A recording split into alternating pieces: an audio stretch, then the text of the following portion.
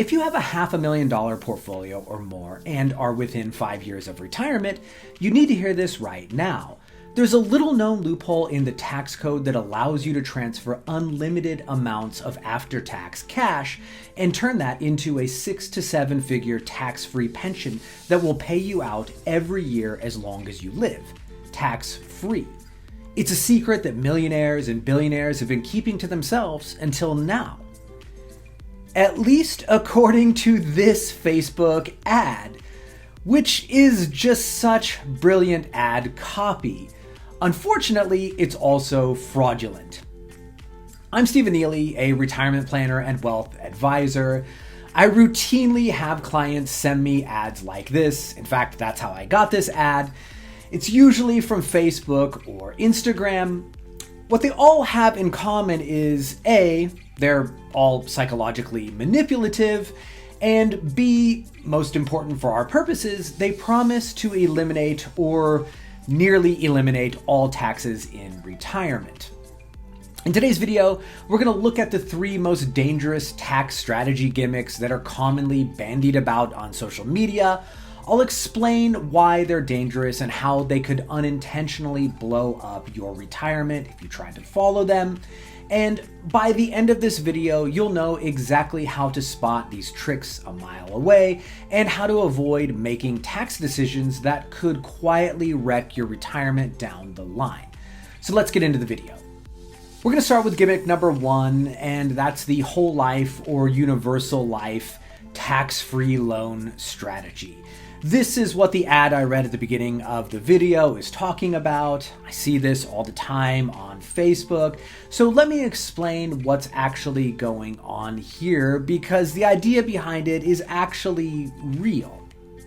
So there are permanent life insurance policies where you can put in after-tax dollars, meaning you've already paid taxes on the money. Important to understand that. And these policies allow you to invest and track something like an index like the S&P 500.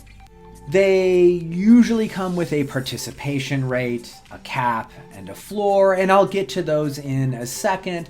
But let me give you an example of what this looks like using some modeling I did in Excel just to throw up a sample outcome. So, let's say you put $50,000 a year into one of these policies, and in return, you're going to get some type of death benefit. At that kind of policy premium, it's going to be well over $1 million. And to get it funded to where you want it, you might pay, let's say, $50,000 a year in premiums for 10 straight years. So in total, you're in for $500,000 of total contributions. Inside the policy, you're going to choose an index. Again, maybe that's the S&P 500, and the policy credits interest based on that index, subject to a cap, a participation rate, and a floor. That's what's going to grow your cash value over time. Now, here's the important part. When you retire, you don't actually care about the death benefit here. What you care about is the cash value, because the big sales pitch here is that you can take tax-free loans from the policy and live off of those loans. But there are some massive problems that the ads never tell you about, and the whole turn this into 6 or 7 figure pension that pays you for life claim, it's completely false. So now let's talk about the specifics and why these can blow up and what the insurance agent isn't telling you, and why most people should never use them as their primary retirement strategy. Earlier, I mentioned participation rates, caps, and floors. Let's break those down, because this is where the sales pitch starts sounding good and where the reality starts diverging from the brochure. A typical setup might be like this. So you'll track the S&P 500 with 100% participation, capped at 10% on the upside, with a 0% floor, so you can't lose money in a down year. So let's say the S&P is up 20% in a specific calendar year. If you had a 10% cap, that means your gross return that you would get credited would be capped at 10%. Okay? Conversely, let's say the S&P is down 10%. Your gross return would be capped at 0%. So, sounds pretty good, right? But here are the catches, and there are several. Catch number one, you're only getting the price return, not the total return. It's an important distinction. So these policies do not include dividends. That alone is going to cut off 1.5% to 2% a year, every year, before anything else happens. So right from the jump, your S&P return is already missing a major growth component. Catch number two, you still pay internal expenses, and they're not small. This includes cost of insurance, that's the big one. You have mortality and expense charges, you have administrative expenses, you might even have writer fees. In the early years, these might average out to around 1 to 1.5% of cash value, but the cost of insurance absolutely does not stay flat. The COI increases every single year because it's based on your age. By your 60s, 70s, and 80s, the COI becomes enormous, and this is the silent killer inside these policies. Salespeople never talk about it, but it's the number one reason policies implode later in life. Catch number three, there's a surrender charge window. So in the early years, if you do stop paying premiums or walk away, the surrender charges can wipe out a big chunk of your cash value. It often takes several years before your cash value even equals what you put in. Catch number four, those up to 10% a year returns don't actually mean what you think. Because of the 10% cap, the missing dividends, you do have the floor, right?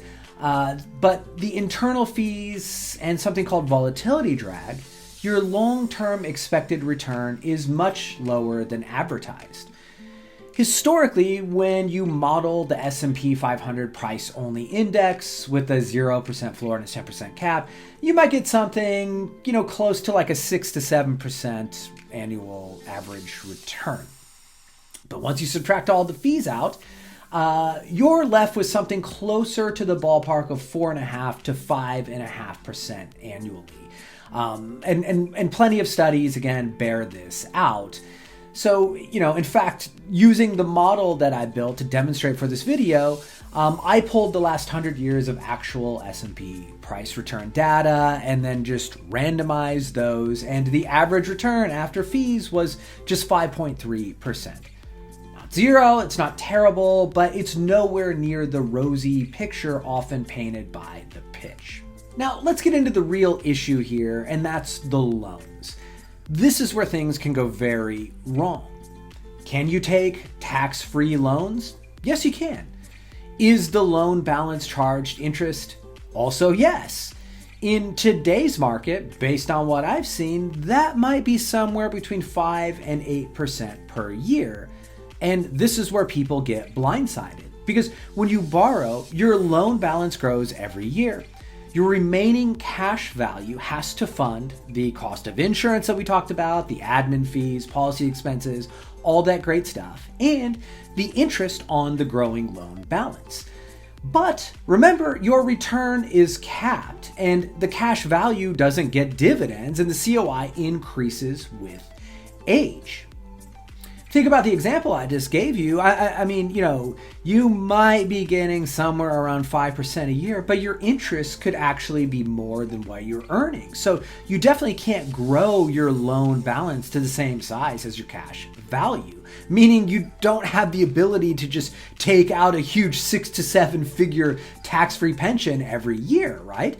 This is how the spiral happens. So the agent might tell you, just borrow $50,000 per year tax-free, but look how great this illustration looks. They don't show you the part where the loan grows faster than the cash value, the COI skyrockets as you age, the policy starts cannibalizing its own cash value. Then one year, the policy hits zero and collapses. And when that happens, the IRS treats the entire outstanding loan balance plus all the gains in the policy as ordinary income. This is the infamous tax bomb.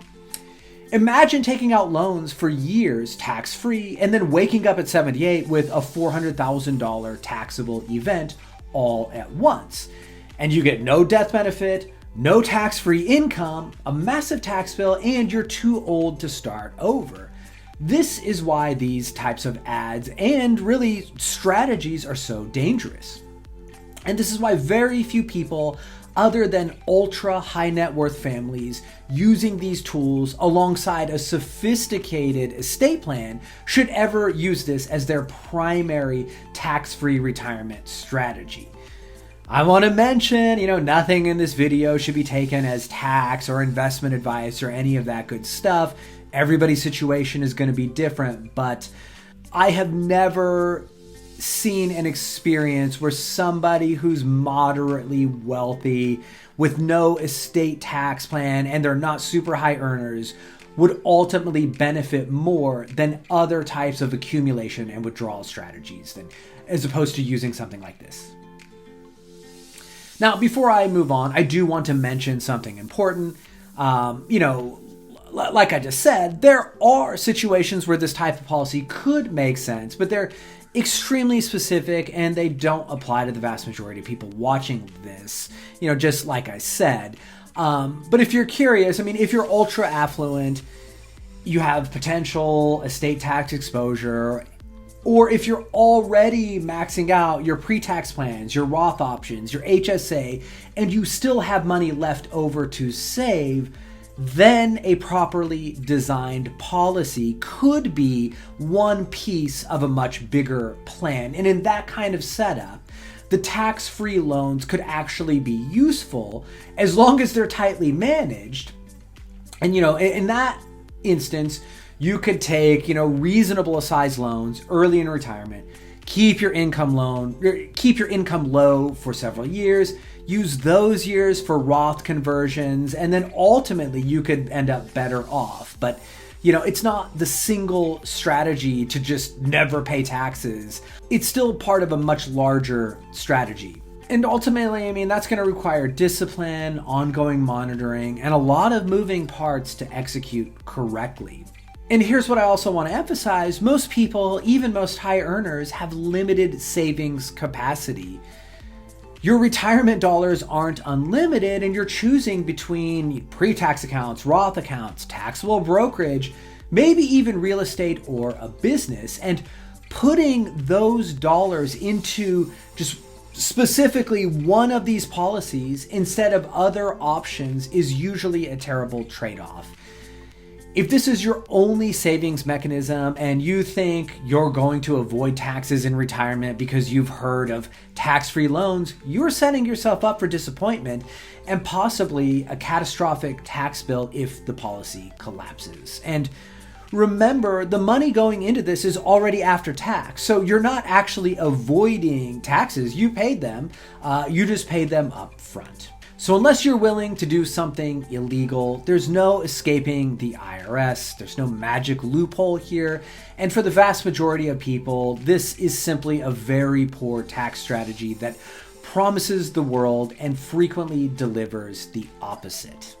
If you had just saved that after-tax money, 50 grand a year, and put it in like a 70-30% portfolio, that would grow significantly more over time on average than this would, and would actually allow for higher lifetime withdrawals, even when factoring in taxes and everything else.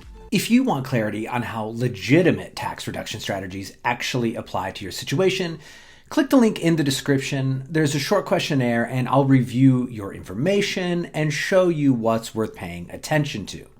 Now, back to our video. That brings us to gimmick number 2, and this is another one I see everywhere. It's just convert everything to Roth so that you'll never pay taxes again. If you've spent more than 5 minutes on financial YouTube, you've seen this one. It's usually framed as some kind of hack or loophole, but here's the problem. It's a complete misunderstanding of how taxes work in retirement. Roth accounts are fantastic. I use them, my clients use them, but the idea of converting everything is not only wrong, it can destroy your retirement math. Let me explain why. First, converting everything means paying massive taxes up front. If you're making good income and, you're in the 32 or 35 or 37% tax bracket, converting a major part of your pre-tax balance means you're voluntarily choosing to pay, 35, 37%. Why? Because someone on the internet told you that taxes might go up someday?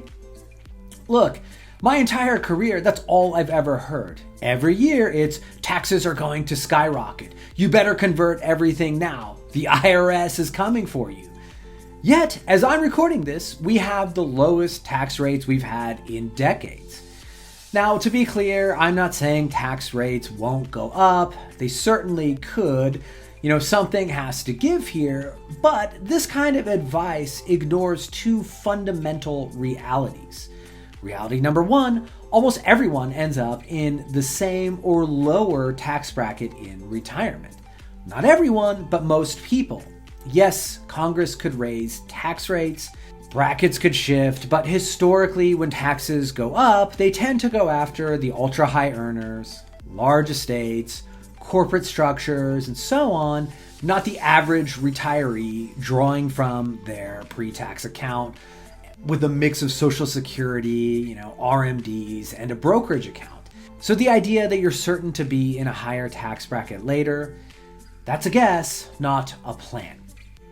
Reality number two, Roth versus pre-tax is mathematically equivalent if your future tax bracket is the same.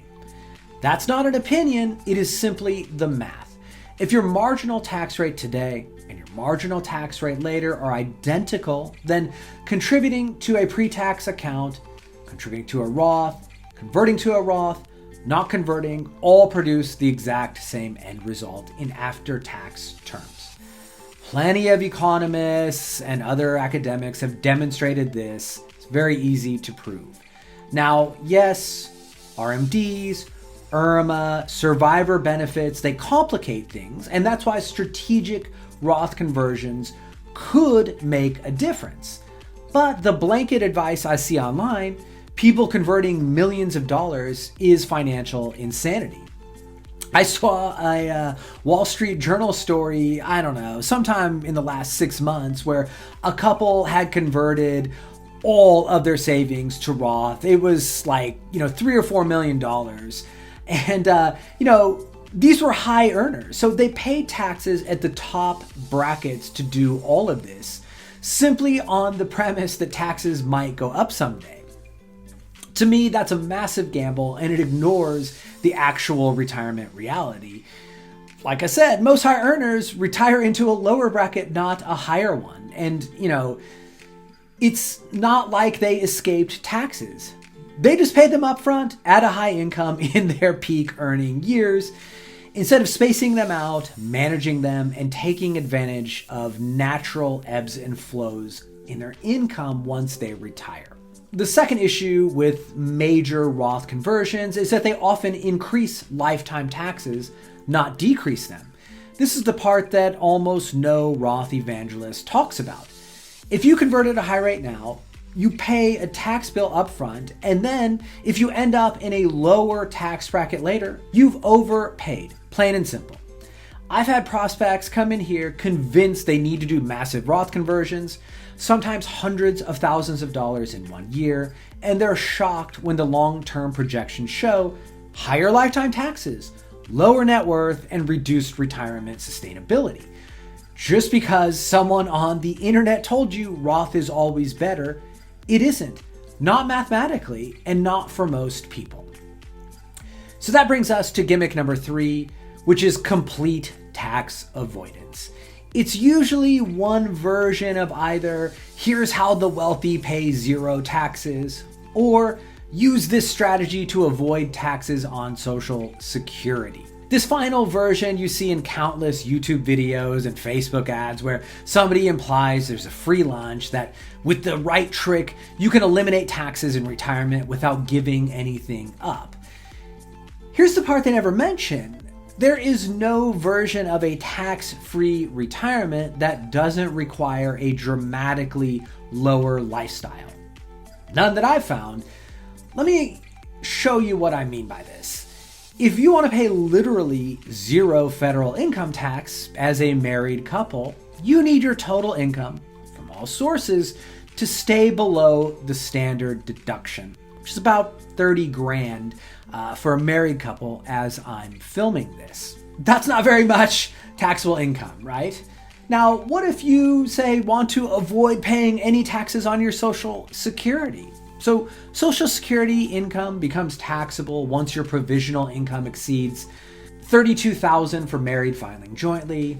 Up to 50% of that becomes taxable, and then once you're over $44,000, up to 85% of that becomes taxable. So if you want zero taxation of your Social Security, you basically need very low Social Security benefits, virtually no portfolio withdrawals, no capital gains, no dividends, no interest, no rental income, no side income, no required minimum distributions, and no pension. Ask yourself, who wants that lifestyle after working 30 to 40 years?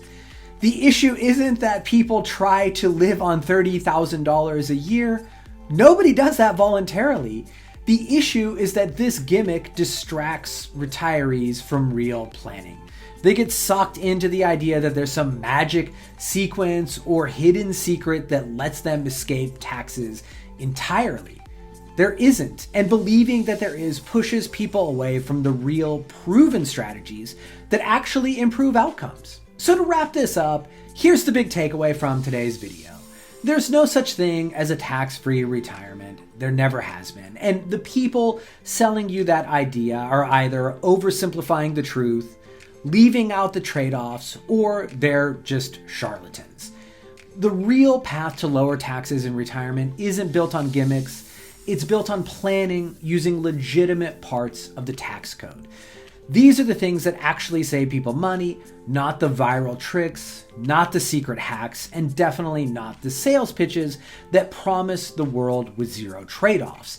And here's what I'll tell you after working with hundreds of retirees. The people who win aren't the ones chasing loopholes. They're the ones who make good decisions consistently over time. And if you want real clarity on how to apply these ideas to your retirement, taxes, income, withdrawals, all of it, click the link in the description. You'll answer a few quick questions, and I'll review your information and show you the areas that matter most to your plan. Thanks for watching, and I'll see you in the next one.